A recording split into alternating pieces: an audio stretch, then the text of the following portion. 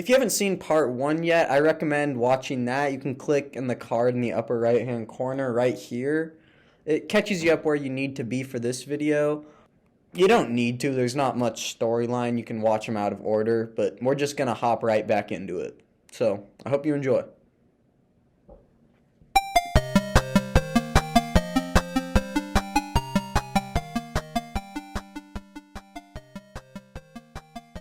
So Kenyon was the first pick, and from there we can see that this draft doesn't fit in with the skill levels of most drafts, but let's expand it even a bit more. The top 3 picks of this draft combined to create arguably the worst top 3 in any pro sports draft ever. This whole draft is sort of one big statistical anomaly, but these 3 picks all not panning out is one of the most unlikely things that happened. This right here is an advanced stats graph, looking at every NBA draft class's top 3 picks. I averaged out each of the top 3 picks by PER and win shares, which are 2 pretty complex stats. Starting with PER, this stands for player efficiency rating, so it's judging how efficient someone plays basketball with a number. This number is set so that the league average PER is always 15, meaning if you're above 15, you're above average, and below 15, you're not doing so hot. So with PER, you just want to remember 15 is the magic number. It's your base to judge everything off of. Onto the x-axis, where we have win shares. Win shares are a little more simple. It's basically trying to quantify exactly how many games a player is responsible for winning. The higher the win share, the better. So a player with 50 career win shares, that means 50 games he's won for his team. Take him away and they would have lost 50 more times. It's not the perfect metric, but it's popular for basketball because it really shows a player's overall productivity really well. It shows how much they're adding to the game. Okay, I'm hoping now we have a better understanding of this graph, but maybe that all just blew over your head. That's okay, these are advanced stats and I'm breaking them down very basically, but I think we're ready to drop the data and try to make some sense over what this means. Here are all the points. It's a pretty normal looking graph, a lot of bunched up stuff here in the middle, and there's a couple outliers withering on the better side. Now, I'm probably not able to trick you anymore. You likely already know that I haven't put down the dot for 2000 yet. I was gonna throw it down at the end and try to surprise you. Maybe kick the music up and zoom in on it, you know? But you guys have me figured out. I don't have the edge anymore. Well, what if I told you that they weren't at the bottom? What if I told you that they were at the top, above every great draft class to ever play? Above the 03 class and above the 84 class? What if I told you that when it comes to advanced stats, they were the best? Well, I'd be completely lying. They're way down here. I had you for a sec though, didn't I? I can keep you on your toes.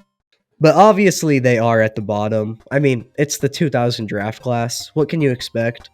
They're really the only outlier that's on the worst side of the graph, but I want to take this even deeper because it gets crazier to look at. You remember with PER, the average base number to judge on was 15? So that's right here on this graph. You can see the 2000 draft is one of a couple that has its top 3 picks have below average PER. In other words, the 3 guys thought to be the very best in the class were less efficient than the average NBA player. Ouch. But just wait. You gotta take this one with a grain of salt because it's tough to find a true average for win shares, but after some janky calculations, I've come up with my best estimate. The average player should be getting about 0.1 win share per 48 minutes, so after beat booping some math about the average player's minutes and games and seasons played, the best average win share I could get was about 28.2. Please, if you find a more precise way to find that, let me know in the comments and I'll pin you, and you'll have proved me wrong. But if we put 28.2 into this average, it really puts us on an island here.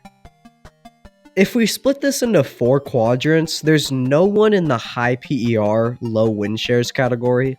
There's a couple stragglers in the high win shares, low PER box, and almost everyone else falls into the high PER and high win shares camp, the above average player zone. This makes sense that most of them are up there. These are the first 3 picks averaged. It's supposed to be the best 3 from each class, so this kind of checks out.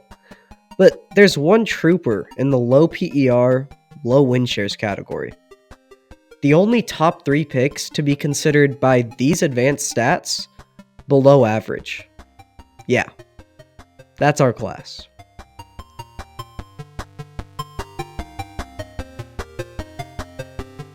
So we've seen the All-Stars, and we've seen the top 3 picks. We've compared this draft to others, and we even got a good idea of some average players from the draft. But shockingly enough, we've yet to see the best player from this draft. The definition of a hooper, a guy who can go out and get a bucket against anyone. A dude who can probably 1v1 almost anyone ever, and win. The 2000 class's crown jewel is Jamal Crawford. Crawford gets the crowd on its feet. Great move. Attacks him, woo, crossover. Wow. Now, younger fans may know Jamal Crawford as this ancient 6th-man wonder who's played on like every single NBA team, but let me tell you, this dude was and is an assassin on the court. But yeah, the teams thing, that's kind of close to true. He's been with 10 different teams, a third of the entire league. Someone that's played that many places knows the ins and outs of the NBA, and Jamal Crawford started learning those ins and outs, the business sides of things, right away. He was taken by the Cavs, but if you remember, he was traded on draft night in a swap for Chris Mim, funny enough. That put him on the Bulls, where he started coming into his own.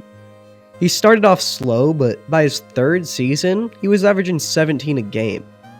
Eventually, he would bounce team to team to team, but no matter where, he just did his thing. And this guy put together an amazingly underrated career that, to me, is just cool. Like, it just epitomizes coolness. You know how when you watch Pulp Fiction, you just kind of feel really cool watching it, like you're doing something awesome? That's Jamal on a basketball court.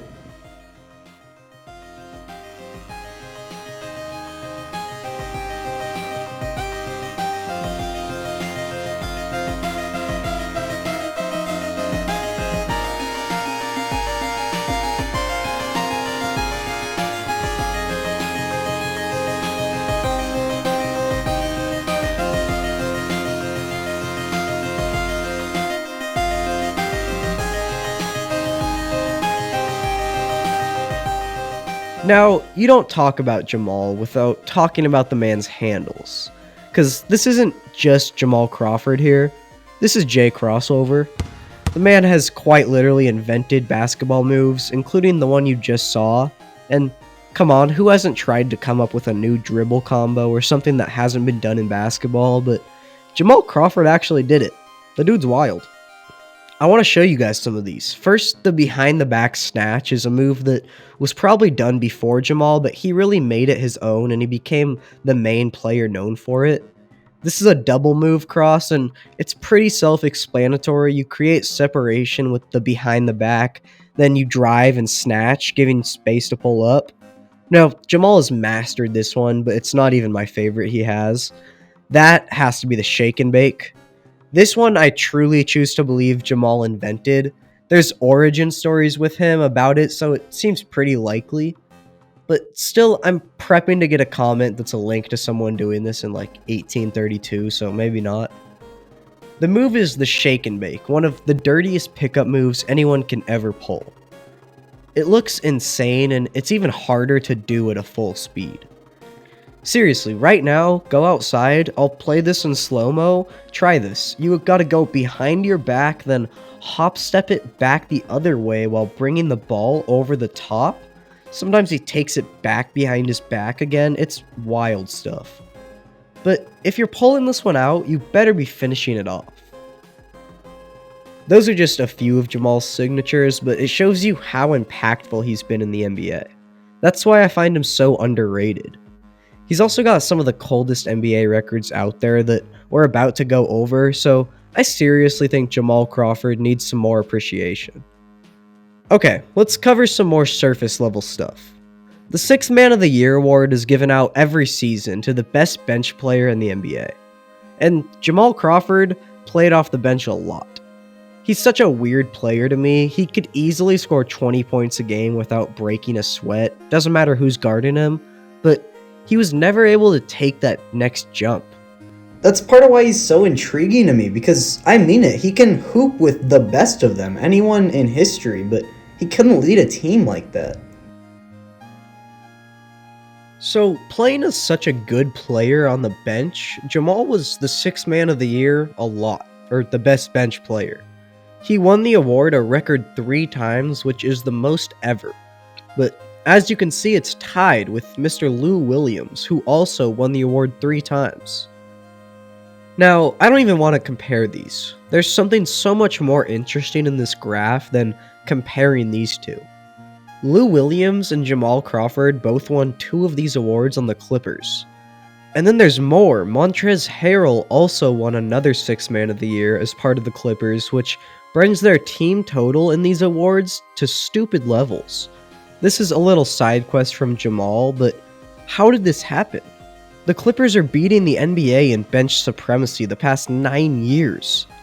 Should we do something about this? Should someone intervene, or are we just gonna let them do this? Alright. On to the next NBA feat that Jamal Crawford has destroyed. The 50-point game.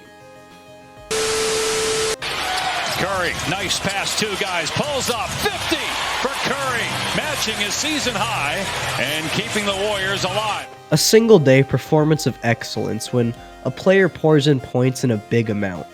Now, these games are often reserved for the elite of the NBA, the stars we know, but Jamal, he made a mockery of these 50-point games. It started with the Bulls on April 11th, 2004. It was against the Raptors, and this was before Jamal started playing on the bench. He started this game, and not only did he start, he played 51 minutes, which is in fact more minutes than are in an NBA game. Before you scream at me, that is possible to do. Crawford played almost the whole game, and then some in overtime, and he dropped 50 points while he did it. This was Crawford's career high up to this point, and it was his first 50 bomb of multiple to come. A few years later, he was on the Knicks. This night, Crawford exploded on another scoring bonanza, dropping 52 points this time. He did this on 30 shots, but at one point in the night, he hit 16 straight. And these weren't 16 layups or open threes. Almost all of these were legit off-the-dribble moves that just could not be guarded. This 50 piece on the Knicks marked Jamal's second different team that he had dropped 50 points with. But let's keep going. He made his way to the Warriors, where, of course, Jamal just kept scoring. Against one of those terrible Bobcat teams in 2012, Jamal scored 50 again, this time having a James Harden-esque game of 17 free throws. This just continued to solidify what everyone already knew. At this point, Jamal was still starting and playing pretty heavy minutes in games, but his next 50-point game would be his most special. You'll notice this one is much later, in Crawford's 19th season. It had been a while since he even scored 40 points, and most people thought his best days were behind him. Crawford had been a bench player for years. This is near the time he was winning all those Sixth Man of the Year awards. But in this game against the Mavericks, Jamal Crawford came off the bench and dropped a cool 51 points. This is an NBA record for most points off the bench in a game, and it set the record for the oldest player to ever score 50 points. But on top of those, it set a completely different, bigger record.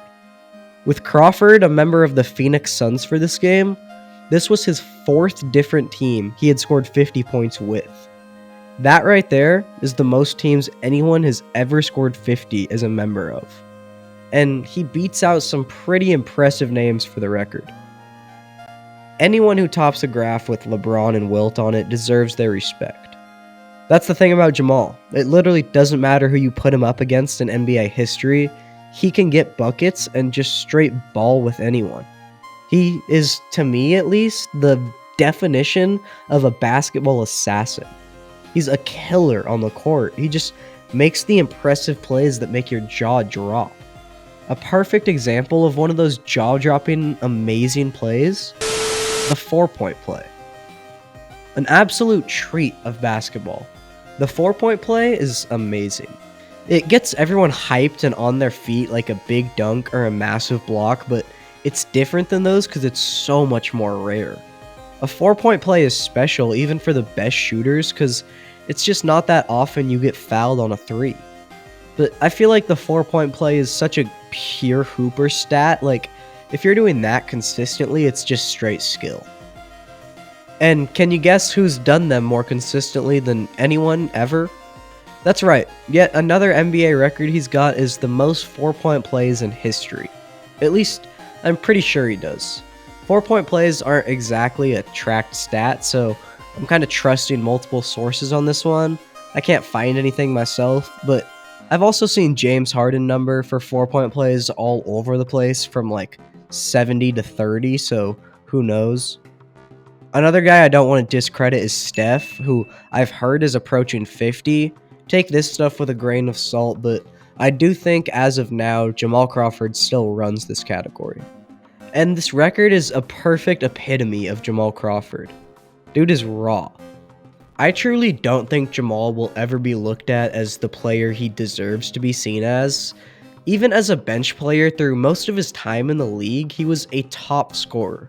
He's left a legacy that looks even stronger now than it did when he was in the league, and that's rare. I think that as time goes on and we live in a Jamal Crawford-less world, we'll start to realize how special he was, and we'll start to miss him. I already miss you, Jamal.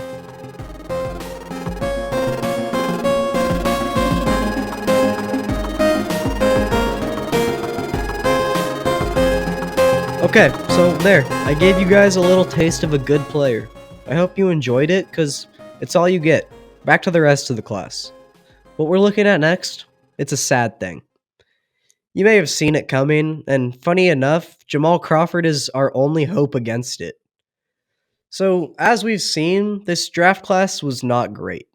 Even the All-Stars, who were barely All-Stars one time, and all in the same year, weren't that good. This means that, as of now, our 2000 class has 0 Hall of Famers. Most of these guys are retired now and have long passed the Hall of Fame ballot, and I mean, none of them were ever seriously considered for it. But Jamal Crawford could be. If his case for the Hall of Fame could be presented as that section of the video I just did, then I think he would have a pretty good shot at getting in.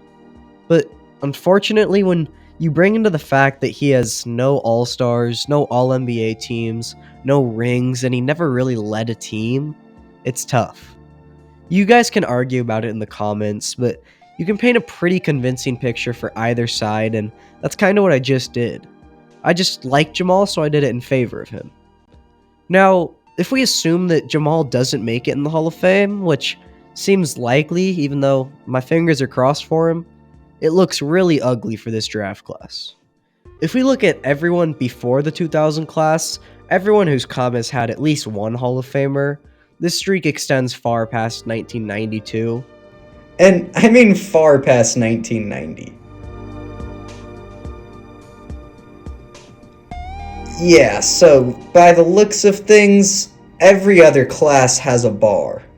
The 2000 class, they don't have a bar. They are fixing to become the only draft class in NBA history to not have a single Hall of Famer. Not even one.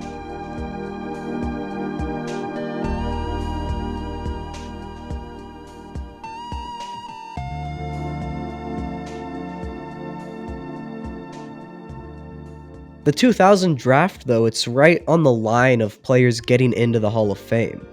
A player has to be retired for 4 years before they can be inducted in. And if we look at the 2001 class, for example, the very next year, they don't have a Hall of Famer either. Yet, at least, as Tony Parker and Pau Gasol are both absolute locks for the coming years. The next year, 02 has already gotten Yao Ming in, and if there was any doubt for 03, Chris Bosh already got in too. These guys all have their draft classes living on through the Hall of Fame. But not 2000. There's no locks or even guys supposed to make it to the Hall of Fame. We're holding out all our hope for one more man who has a slim chance, but after him, it's done. If Jamal Crawford's passed up for the Hall of Fame, that's it.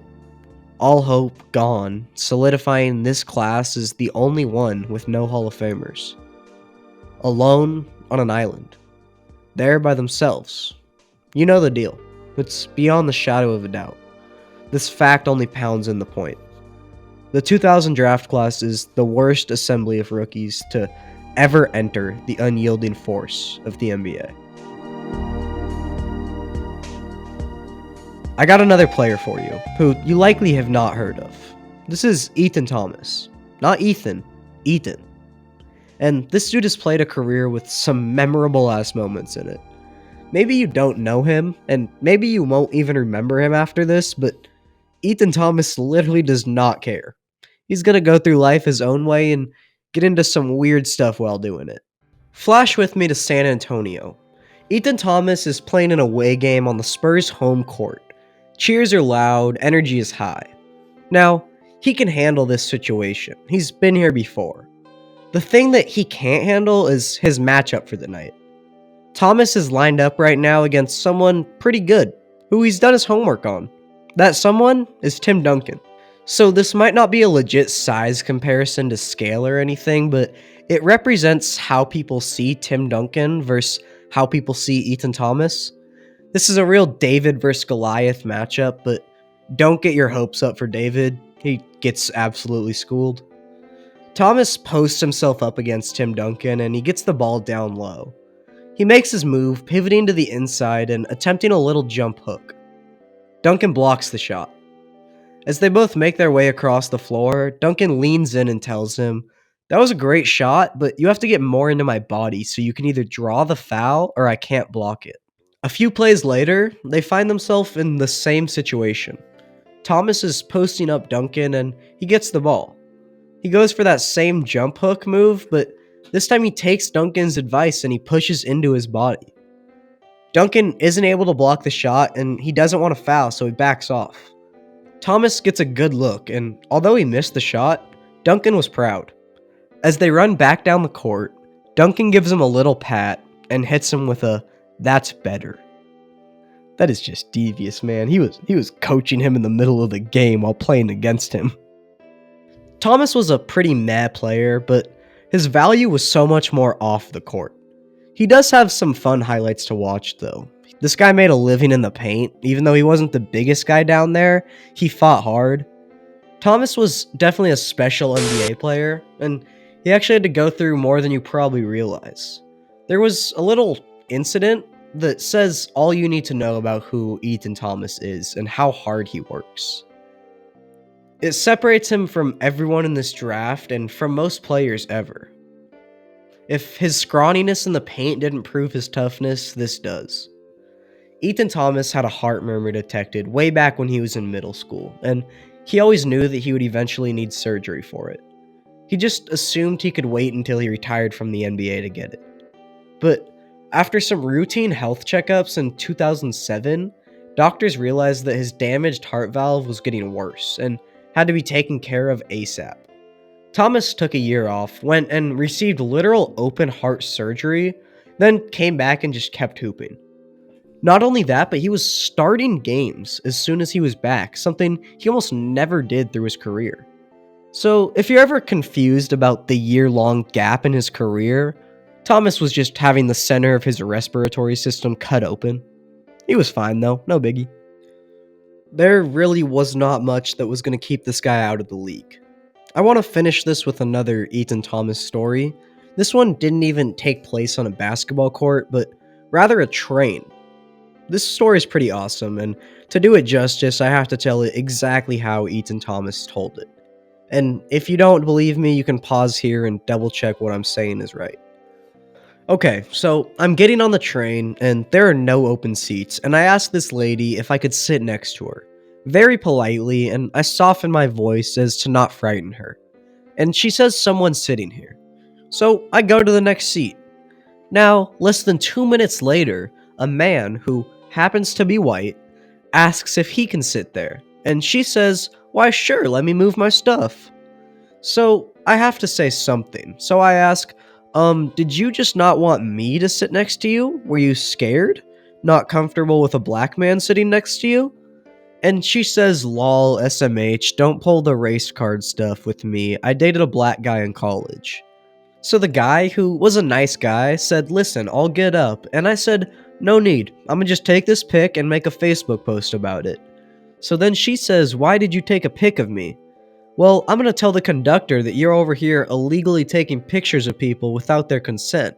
So the conductor came up and said, hey, Ethan Thomas, love what you're doing in the community, loved you with the Wizards, big Syracuse fan, man, the Knicks sure could use you. And I said, was there something you wanted to tell my man? And she just rolled her eyes. SMH, some people, I tell you.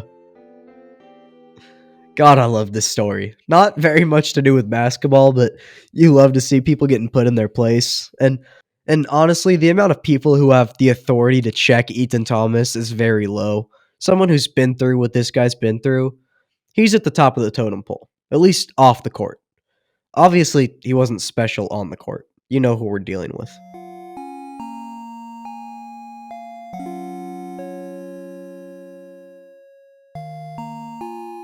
I actually want to show you guys just how not special this class was now.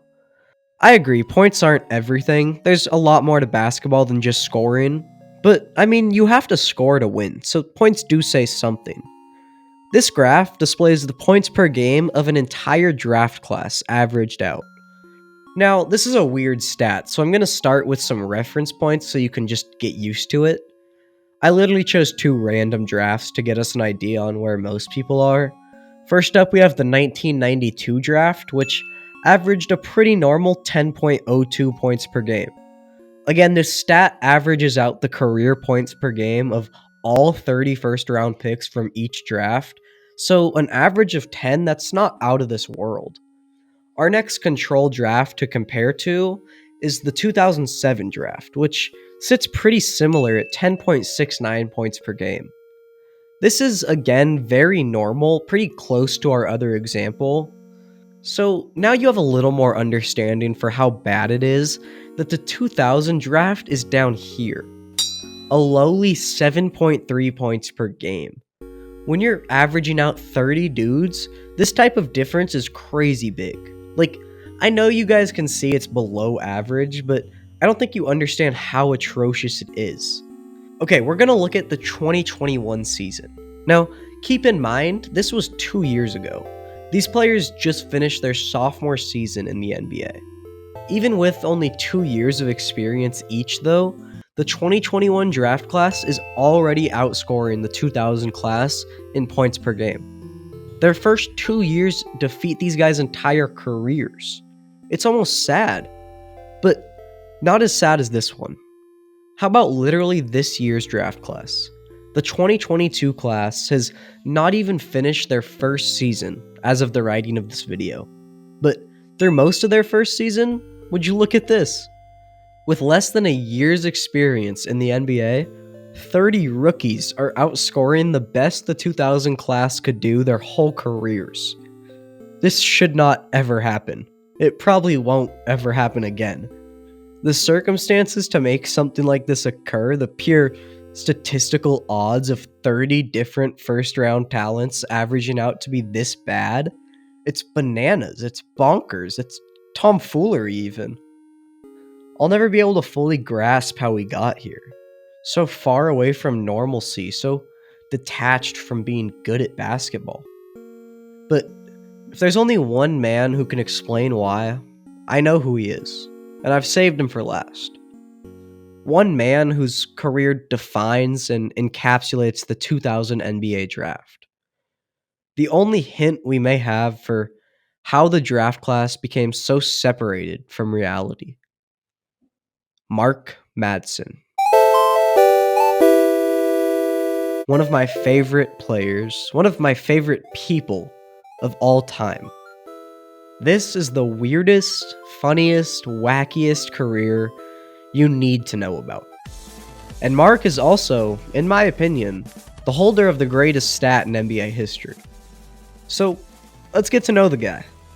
For starters, I don't know if you have a favorite NBA player nickname. Maybe it was Kmart, but let me give you your new favorite. Mad Dog on Mark Madsen may just be the most unfitting nickname I have ever heard. Madsen is large, standing at 6'9", but the tall white center is not what you would call intimidating.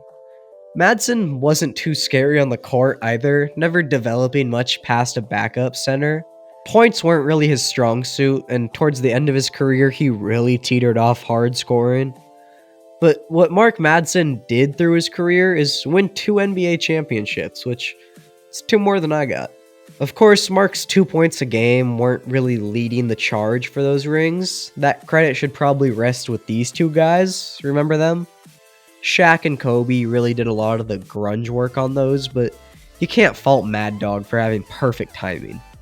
After the Lakers won the championship in 2000, they got the last pick of the first round, and they took Madsen with it. After that, they won 2 more in a row, and Mark was a part of those. See, to you, this graph probably makes it look like Mark Madsen wasn't very important to those championship wins, like they would have won them with or without him. But to me, well, actually that's probably true. I don't really know where I was going with that. But before we go along saying that, let's at least look at his impact. If you remember back to part 1 when we went over Chris Mim and his finals appearance, he didn't score at all even though he got in the game. Now, this is a bit of a rare achievement to get minutes in a finals series and not score, but Mark Madsen one-ups the hell out of Chris Mim with this record. Here's the 2001 finals. Madsen got in, even got to put up a shot, but saw no points. The next year, though, is where it got crazy. As the Lakers win once again, Madsen fails once again. He got in, but just couldn't do anything. And with that said, he sealed his fate. Mark Madsen is one of just 2 players in NBA history to play time in back-to-back finals and score no points. It's the peak of being bittersweet. He won back-to-back rings, but he couldn't even score in either. So few people have ever gotten to win 2 NBA finals, but even fewer have won them without contributing any points. It's some sort of dilemma. I can imagine telling my grandkids I won the finals twice, but then I gotta break it to them that Papa didn't score in either of them. What if they bully me? Tough situation. But for Mark Madsen, he's taken this in stride. The guy's awesome, and he takes the jokes on, laughing and dancing the whole time. One thing we gotta explore, though, is the relationship of Mark Madsen to Shaq. The 7'1", stronger than you dominator Shaq. Yeah. You would pin these guys as polar opposites. The only thing they have in common is they're tall. So this is probably more of like a co-worker relationship than friendship, right? They just happen to play basketball together. Wrong. Shaq and Mad Dog were like SpongeBob and Patrick, man. These guys would go on all sorts of escapades together during trips and seemed to really like each other. One of my favorite is when Shaq attempted to find Madsen, who is a Mormon, a wife. One time on a plane, a pretty flight attendant walked up to Shaq and Mark. Shaq asked her, "Are you Mormon?" She replies, "No." Shaq says, "Never mind." In Madsen's rookie year, Shaq took him car shopping, and he paid the down payment on a car for him, just as a little gift. Then he went and bought Mark a couple $1,000s worth of luxury suits to wear to games. NBA players really live different. On that same shopping trip, too, I guess Shaq felt like he was treating Mad Dog too well, because then he evened it out a bit by copying a Rolex for every single Lakers player. This was a great friendship, and it extended to personal lives. When Mark Madsen's father tragically passed away, Shaq wanted to pay for the whole funeral. It doesn't really get realer than that. This wasn't a fake friendship for the media. These guys were legit besties. Together forever, we're Shaq, and Mark. best friends. Real quick, to cover Mad Dog, you can't forget his dancing. Your dad might know who Mark Madsen is solely for this clip. It was the Lakers' 2001 championship parade. Everyone's having a good time, drinking, parading, and whatnot. But this iconic clip of Mark hitting some jiggles is arguably the only memorable championship parade moment ever. And of course, who else could be singing while he's dancing than Shaq?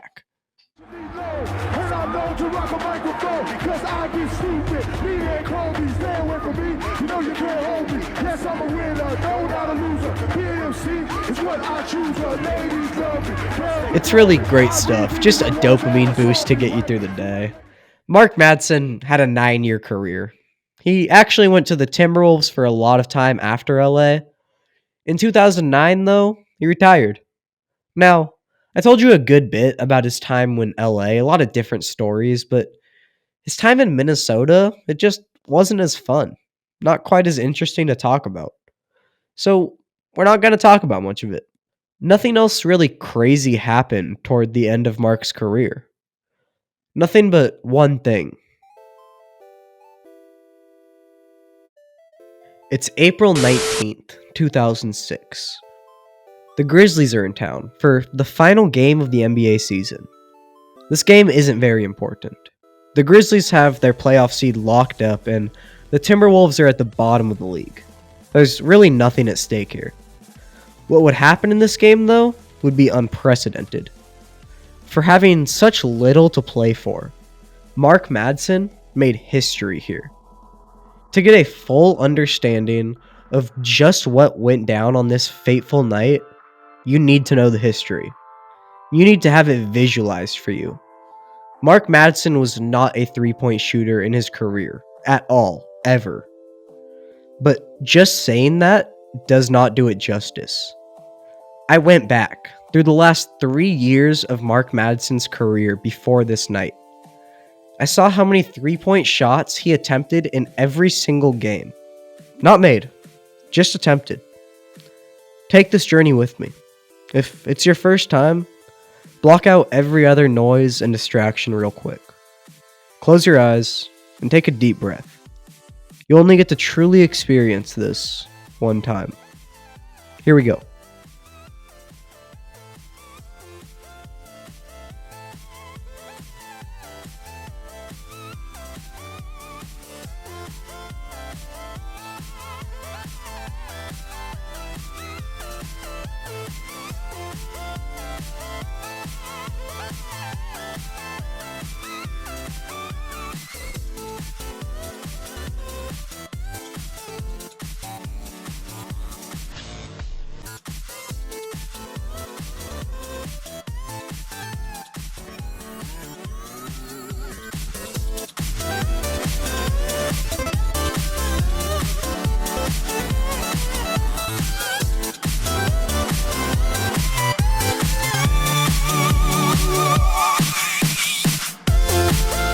Mark Madsen had not shot a three-pointer in over 100 career games. He shot 7 in one game.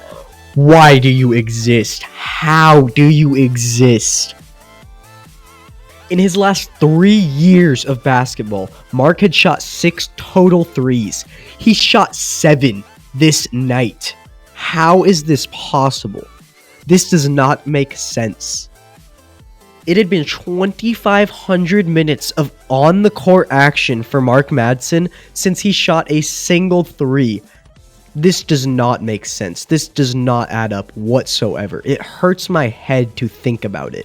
This lengthy white dude broke statistics. This is not possible. I charted every single one of Mark Madsen's career three-point attempts. In green is every NBA game he ever played in except for April 19th, 2006. In orange is April 19th, 2006. That single game accounts for 43% of his career three-point shots. I really don't know what to say. And the best part, the stupidest part, it gets better. Oh, trust me. Let's look down here. I'm shocked, yes, but now I'm curious. What makes a guy do this? What makes you shoot 7 threes after not shooting one for 3 years? And how does it end up? Did he just keep making them and didn't want to stop till he missed? No. He did not keep making them. He did not make a single one of them.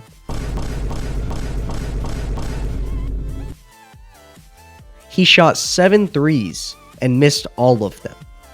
He just kept shooting. And it gets even better. After this game, Mark Madsen never shot another three-pointer in his career. He missed 7 on that one night, and that was it. If we come back up here, we can see his final career stats for threes. Add these up, and he shot 16 career threes. He made just one of them. That's not all. The one he made was the first he ever shot in the league. As soon as he got in, he hit a 3. He then missed 15 in a row over the course of his career, including 7 in one night. And then he never shot one again. Didn't exactly go out on top of the shooting world. Amazingly, we've only just reached the best part. I know you don't believe me. You don't have to. Just watch. We're going to take a look at the game. I want to see when throughout the game Mark launched up these 7 threes. Here we go. Huh, slow first quarter. Jeez, nothing there. It's going to be a busy second half.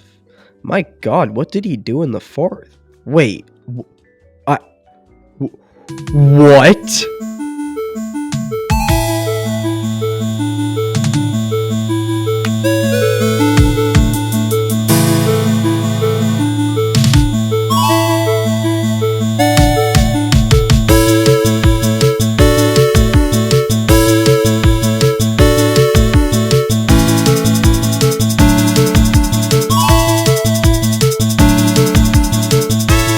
Didn't shoot them all in one game.